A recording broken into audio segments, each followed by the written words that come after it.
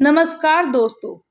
आज मैं आप सबके सामने रामायण के बालकांड की एक महत्वपूर्ण घटना प्रस्तुत करने वाली हूँ। यह वह प्रसंग है जिसमें राम और लक्ष्मण ऋषि विश्वामित्र के साथ राक्षसों से लड़ने जाते हैं।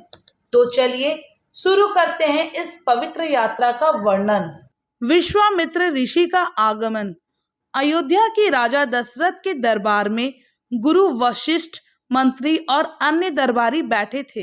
राजा दशरथ ने गुरु वशिष्ठ से कहा, जीवन बहुत छोटा है और मैं बूढ़ा हो रहा हूँ। मेरे 4 बेटे राम, लक्ष्मण, भरत, शत्रुघ्न अब बड़े हो गए हैं।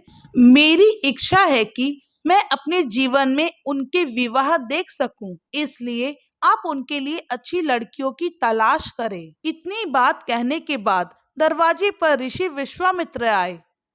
राजा दशरथ स्वयं जाकर उनका स्वागत किया और उन्हें सम्मान से अपने पास बिठाया। राजा ने विश्वामित्र से पूछा, मुनि जी, आपका यहाँ आने का क्या कारण है?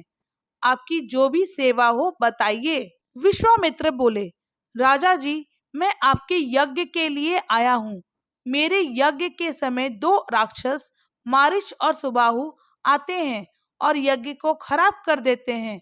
मैं क्रोध नहीं कर सकता क्योंकि यज्ञ करते समय क्रोध वर्जित है। इसलिए मैं आपके बड़े बेटे राम को 10 दिन के लिए ले जाना चाहता हूँ ताकि वह मेरे यज्ञ की रक्षा कर सके और उन राक्षसों को हरा सके। राजा दशरथ को यह सुनकर बहुत दुख हुआ और वे बोले, राम अभी बच्चा है, राक्षसों से लड़ना उसके लिए ठीक नहीं होगा। मैं खुद यज्ञ की रक्षा करूंगा। लेकिन विश्वामित्र ने कहा, राजा जी, राम में इतनी शक्ति है कि वह आसानी से राक्षसों को हरा सकता है। आप निश्चिंत होकर राम को मेरे साथ भेज दे। राजा दशरथ ने कहा, राम अभी लड़ाई के लिए तैयार नहीं है। मैं उसे खो देना नहीं चाहता। कृपया मुझे साथ चलने की अनुमति दे। यह सुनकर विश्वामित्र क्रोधित हो गए और बोले, मैं नहीं जानता था कि रघुकुल के राजा अपनी बात निभाना भूल गए हैं। मैं वापस चला जाता हूँ। गुरु वशिष्ठ ने राजा को समझाया, राजा जी, पुत्र के मोह में मत पड़िए। आपकी मर्यादा और प्रतिज्ञा बहुत महत्वपूर्ण है। राम को विश्वामित्र के साथ भेजना ही अच्छा होगा। इससे वह शस्त्र और विद्या सीखेंगे और उनका भला होगा। राजा दशरथ गुरु की बात मान गए। राम को बुलाकर विश्वामित्र के साथ जाने की अनुमति दी। लक्ष्मण भी राम के साथ जाना चाहता था और पिता से अनुमति लेकर वे दोनों विश्वामित्र के साथ चल पड़े। अयोध्या के लोग उन्हें देखते रह गए।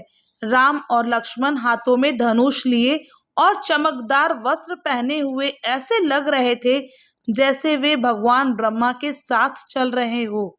वे सरयू नदी के किनारे पहुंचे, जहां विश्वामित्र ने उन्हें स्नान कराया और कहा, अब मैं तुम्हें 2 विशेष विद्याएं सिखाऊंगा, बला और अति बला। ये विद्याएं बहुत शक्तिशाली है और इन्हें पाने वाले महान पुरुष होते हैं।